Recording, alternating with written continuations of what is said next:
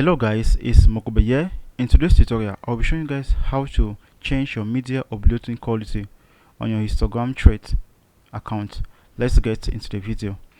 So guys, the first thing you need to do is that you simply need to log into your thread account. Once you're there, you click on your profile. After which, you click on these two horizontal lines here. So once you get there, you simply click on what?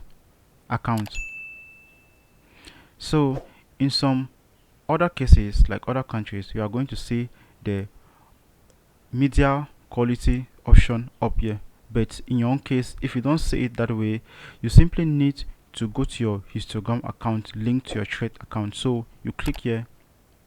Since Instagram and thread actually sharing the same settings, you click here and you come back, you click on this through horizontal line, after which you click on what? Settings.